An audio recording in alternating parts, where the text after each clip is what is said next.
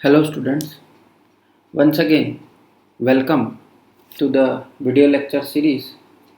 और आज हम जो पढ़ने वाले हैं वो हमारा यूनिट नंबर 4 होगा। थर्ड यूनिट तक हमने कंप्लीट कर लिया है। Unit 4 that is AC Motors और पॉलीफेस या थ्री फेस इंडक्शन मोटर, ये हमें इसमें पढ़ना है। हमने सिंक्रोनस मशीन्स कंप्लीट कर लिया है। लास्ट क्लास में मैंने आपको और कुछ उससे रिलेटेड टॉपिक्स भी बताए। आज हमारा टेस्ट भी हुआ। आई होप कि आप सभी ने टेस्ट दिया होगा।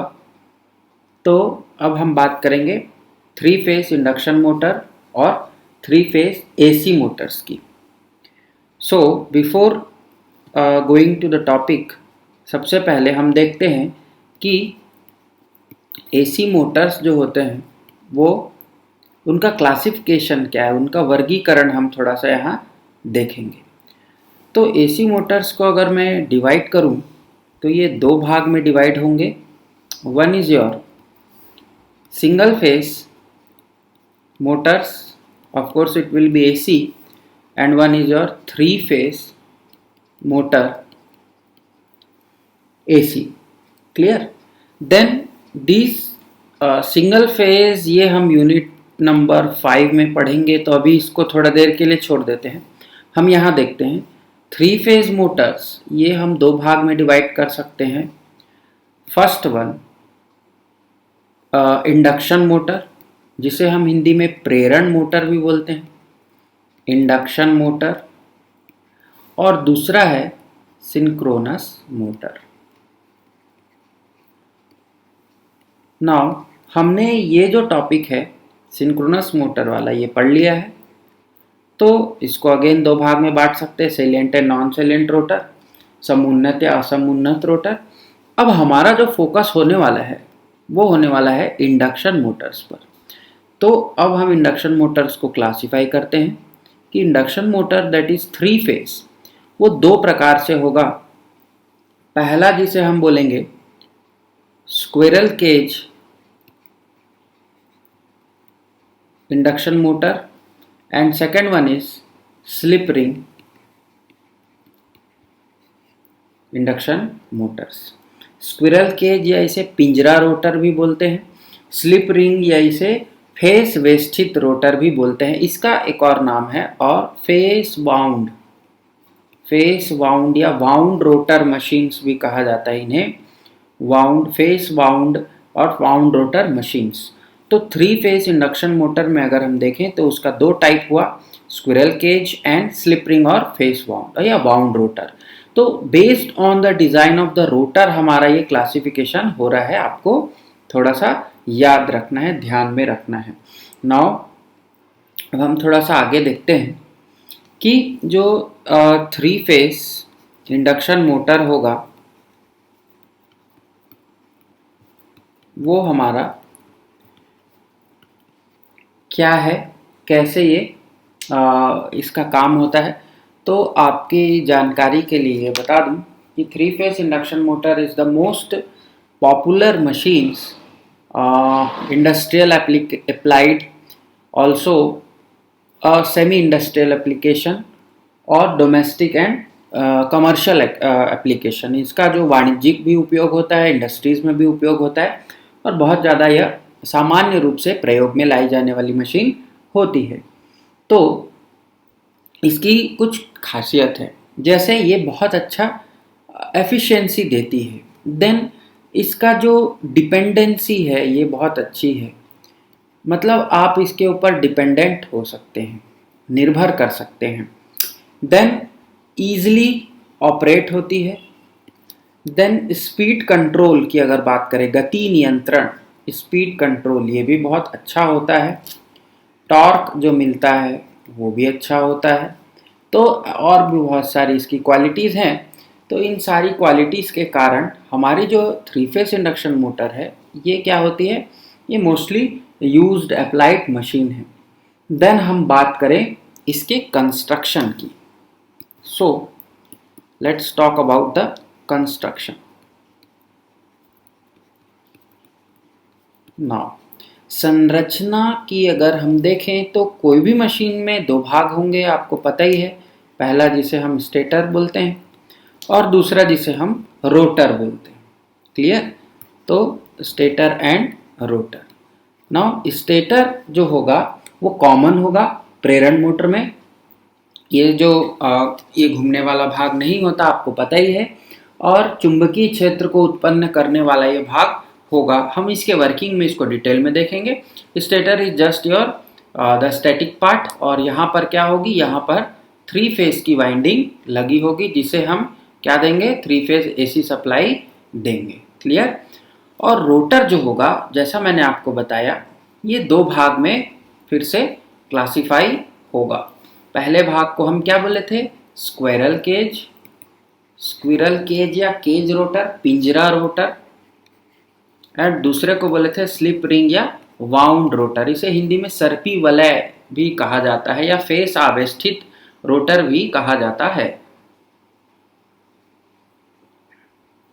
नाउ द स्क्विरल केज और स्लिप रिंग रोटर, ये दोनों का कुछ स्पेशलिटी है, कुछ इनकी खासियतें हैं। ठीक है? और इनका कंस्ट्रक्शन भी कुछ अलग है। तो देखते हैं। स्क्विरल केज रोटर की मैं अगर बात करूं तो वो कुछ इस तरीके से आपको दिखेगा।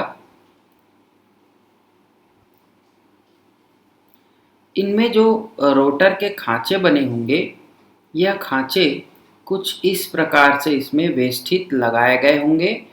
और ये जो खांचे हैं आप देख रहे हैं, ये सब खांचे हैं। खांचों का मतलब ये है कि इनके बीच में यहाँ पर फिर क्या है, वाइंडिंग की जाएगी। क्लियर है? और इस वाइंडिंग को क्या करेंगे, लास्ट में जा कर के यहाँ पर ये जो 2 आपको रिंग स्ट्रक्चर दिख रहा है, इसे हम कहते हैं एंड रिंग। इसे क्या कहते हैं, एंड रिंग। इस एंड रिंग से इसे क्या कर दिया जाता है, शॉर्ट पाथ बना दिया जाता है। क्लियर? तो ये वाला जो हमारा स्क्विरल केज रोटर है, इसमें आपको क्या मिलेगा, एक कॉम्पैक्ट स्ट्रक्चर मिलेगा, क्लोज्ड स्ट्रक्चर मिलेगा। कॉम्पैक्ट है और ये रगड़ है। रगड़ का मतलब कि ये ठोस है। इसे ऐसी जगह पर लगाया जा सकता है जहां मैकेनिकल थ्रस्ट हो रोटर में, तो भी ये चल जाएगा। ये बहुत ही स्टेबल मशीन होती है। देन हम बात करें स्लिप रिंग की, तो स्लिप रिंग का जो कंस्ट्रक्शन है वो कुछ ऐसा हमको दिखेगा कि ये मान लीजिए शाफ्ट है, तो इस पर भी जो वाइंडिंग होगी ऑफ कोर्स वो तो वैसे ही की जाएगी, बट यहाँ पर आपको 3 रिंग यहाँ देखने को मिलेंगे। शाफ्ट और आगे बढ़ा देते हैं, और यहाँ पर ये जो वाइंडिंग है ये ओपन रहती है। तो इन 3 रिंग्स में हम क्या कर सकते हैं, बाहर से इसे, क्योंकि ये रिंग तो स्टेबल है, ये तो घूमती नहीं है, यहाँ पर हम क्या करा सकते हैं, इसको एक्सटर्नल सर्किट से जोड़ा जा सकता है। एक्सटर्नल सर्किट से इसे जोड़ करके इसमें रेजिस्टेंस की वैल्यू क्या किया जा सकता है, इंसर्ट कराया जा सकता है। तो slip ring rotor is a open type rotor, not compact, open type. Open type है, खुला है। और इसका जो कंस्ट्रक्शन है, वहाँ पर आपको ये कॉपर की, यहाँ पर ये जो 3 रिंग्स दिख रही हैं, ये रिंग आपको वहाँ देखने को मिलेगी। 3 फेज की है, इसीलिए 3 रिंग यहाँ लगाया गया है तीनों फेज के लिए। ऑफ कोर्स दोनों में ही 3 फेज की ही वाइंडिंग की जाएगी, बट यहाँ पर वाइंडिंग ओपन है। क्लियर? अब हम बात करते हैं दोनों के बीच कुछ कंस्ट्रक्शनल डिफरेंसेस की, डिस्टिंग्विश करते हैं दोनों मशीनों को। तो पहला तो आपने देख लिया कंस्ट्रक्शन वाइज कैसे हैं दोनों, तो एक ओपन टाइप है और दूसरा जो है वो कुछ क्लोज्ड टाइप है। क्लियर? अब सेकंड को करें तो पहले जो केज रोटर है, ये वाला मेरा केज रोटर है। क्लियर है? केज रोटर और ये स्लिप रिंग रोटर। क्लियर? तो स्लिप रिंग केज रोटर को प्रारंभ करने के लिए ना तो प्रारंभन प्रतिरोध लगाया जाता है और इसे साधन की आवश्यकता नहीं होती। यहाँ पर देखिए मैंने आपको बताया कि रेजिस्टेंस हम लगा सकते हैं कहाँ, स्लिप रिंग में, बट यहाँ पर कोई भी नहीं लगाते। क्लियर है? फिर अगर और एक पॉइंट की बात करें, आप इसको 2 पॉइंट में और अलग से लिख सकते हैं। एक पॉइंट है कि रोटर के खांचों में ताम्र की छड़ें लगी होती है, जो कि दोनों सिरों पर अंत वलय, ये जो एंड रिंग मैं बोला, इसे हिंदी में अंत वलय बोलते हैं। तो short circuit by end ring. लेकिन यहाँ पर ऐसा नहीं होता। यहाँ पर क्या होता है, रोटर में रिंग्स लगाया जाता है जिसे हम स्लिप रिंग कहते हैं, और इसे बाहर के सर्किट से जोड़ा जाता है। देन अगर तीसरे डिफरेंस की मैं यहाँ बात करूँ, ठीक है, तो तीसरा डिफरेंस ये है कि प्रारंभक शक्ति गुणांक का मान निम्न होता है। किसमें? केज रोटर में। लो पावर फैक्टर, लो इनिशियल, प्रारंभक शक्ति गुणांक कम होगा, लो इनिशियल पावर फैक्टर, और इसका जो होगा वो इसकी अपेक्षा compared high, compared to cage it is high. Initial जो हमारा क्या है, पावर फैक्टर की बात करें। देन प्रारंभन बल आघूर्ण का मान बहुत कम होता है। किसमें? अपने केज रोटर में। तो लो इनिशियल, या इसको स्टार्टिंग टॉर्क बोलते हैं, लो स्टार्टिंग टॉर्क, और इसमें जो है हाई स्टार्टिंग टॉर्क। ये हम देखेंगे, हाई टॉर्क एट स्टार्ट, ये हम देखेंगे कि क्यों ऐसा होता है जब हम इसका डेरिवेशन करेंगे। क्लियर है? थोड़ा सा भी आप लोग बस ध्यान में रखते जाइए पॉइंट्स। देन फिफ्थ पॉइंट, ताम्र हानि का मान अपेक्षाकृत कम होता है और ताम्र हानि का मान अधिक होता है। यहाँ पर लो कॉपर लॉस, ये अच्छी चीज़ है, बट यहाँ कंपेयर्ड हाई कॉपर लॉस। भाई कॉपर लॉस का कम होना तो अच्छा है, मशीन की एफिशिएंसी बढ़ेगी। देन सिक्स्थ पॉइंट मैं अगर देखूं तो सिक्स्थ पॉइंट है कि अपेक्षाकृत दक्षता का मान अधिक। इसकी जो एफिशिएंसी है वो हाई है इससे कंपेयर्ड में, और इसकी एफिशिएंसी लो है केज के कंपेयर्ड में। Then seventh point is motor के रखरखाव पर कम व्यय करना पड़ता है। Low maintenance cost, maintenance cost low, इसका हाई, कंपेयर्ड हाई। ठीक है। देन एट्थ पॉइंट ये है कि शीतलन व्यवस्था अच्छी होती है इसमें। Efficient cooling is good, efficient cooling, और यहाँ पर लो कूलिंग और some poor quality of cooling. Then अगर मैं नाइन्थ पॉइंट यहाँ कंपेयर करूँ तो मोटर अधिक मजबूत तथा कम मूल्य की होती है। ये रगड़ है जैसा मैंने आपको बताया, एंड लो कॉस्ट, इसका कॉस्ट भी कम है। और ये लेस रगड़, एंड रगड़ का मतलब होता है कि मोटर का जो स्ट्रेंथ है, and high cost.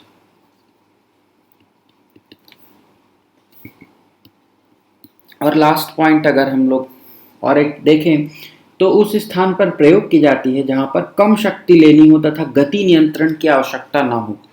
Low power के लिए होगा क्योंकि हमने देखा कि इसका जो स्टार्टिंग टॉर्क है वो हाई है, तो लो पावर एप्लीकेशन है इसका, और इसका हाई पावर एप्लीकेशन है। और यहाँ पर स्पीड कंट्रोल अच्छा होगा, स्पीड कंट्रोल इज गुड। तो उन स्थानों पर इसे प्रयोग में लाएंगे। तो ये कुछ 10 पॉइंट आपके क्या है, ये आपके जो डिफरेंस बिटवीन है ऑफ द टू रोटर्स, वो यहाँ पर आपको देखना है। और इसको ये क्वेश्चन आता भी है तो आपको यहाँ उसके बारे में भी पढ़ना जरूरी है। नाउ अगर मैं दोनों ही मशीनों के प्रॉपर्टीज़ को कंपेयर करता हूँ, हमने अभी बहुत सारी चीज़ें प्रॉपर्टीज़ को कंपेयर की, तो आपने एक स्ट्रक्चर जो मैं बनाया था उसमें देखा होगा कि ये जो खांचे हैं ये कुछ इस तरह से बनाए गए हैं।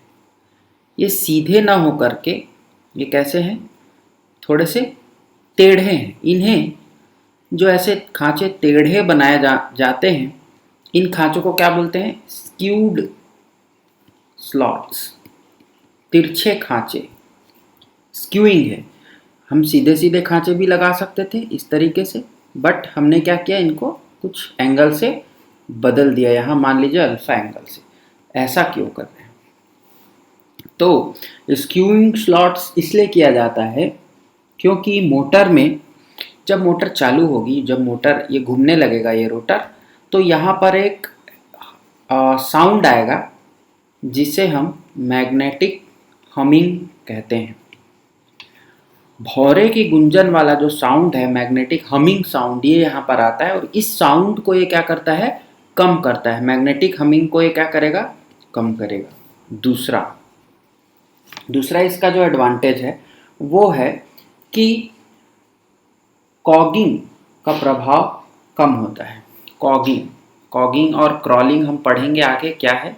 Cogging is nothing but magnetic locking. Okay, magnetic locking को ये कम करता है। देन स्टेटर और रोटर के मध्य चुंबकीय पकड़ कम हो जाती है क्योंकि रोटर के खांचे से एकदम नहीं आ पाते, एक साथ नहीं आ पाते। ठीक है, इसमें क्या है, लॉकिंग जो है वो हट जाती है, लॉकिंग इज रिड्यूस्ड, कम हो जाती है, तो एक साथ नहीं आएंगे। कॉगिंग की समस्या हमारी नहीं आएगी। स्टेटर और रोटर के मध्य परिणामित्र अनुपात प्रभाव अधिक बढ़ जाता है। परिणामित्र अनुपात is nothing but transformation ratio, इसका जो रेशियो है वो बढ़ जाएगा। दैट इज गुड, अच्छा है ये। और वाइंडिंग बार की लंबाई अधिक हो जाती है, इससे रोटर प्रतिरोध का मान अधिक हो जाता है। जो बार्स हैं उसका लेंथ जो है वो क्या हो जाएगा, बढ़ जाएगा। तो इससे क्या हो जाएगा, रोटर का जो रेजिस्टेंस है वो क्या हो जाएगा, बढ़ जाएगा, क्योंकि हमें पता है R is equals to rho L by A. तो लेंथ बढ़ेगा तो रेजिस्टेंस भी बढ़ेगा। अब रेजिस्टेंस का बढ़ना यहाँ पर हम बोल रहे हैं अच्छा क्यों है, क्योंकि जब हम इसका एक्सप्रेशन डिराइव करेंगे वहाँ पर हम देखेंगे कि जो टॉर्क होगा वो डायरेक्टली प्रोपोर्शनल होगा R2 के, रोटर रेजिस्टेंस के। जितना ज़्यादा रोटर प्रतिरोध उतना ही अच्छा इसका टॉर्क। तो ये बातें हम लोग को थोड़ा सा ध्यान में रखना है। स्क्यूड स्लॉट्स क्यों बनाए जाते हैं, तिरछे खांचे, और इसके अलावा यहाँ पर हार्मोनिक्स जो प्रभाव होता है उसे भी ये क्या करता है, उसे भी ये कम करता है। इन सारे कारणों के लिए हम क्या कर रहे हैं, खांचों को तिरछा बना रहे हैं। तो आज के हमारे इस लेक्चर में इतना ही। नेक्स्ट क्लास में हम आगे की जानकारी देखेंगे। So keep watching, keep learning, be happy and thank you very much.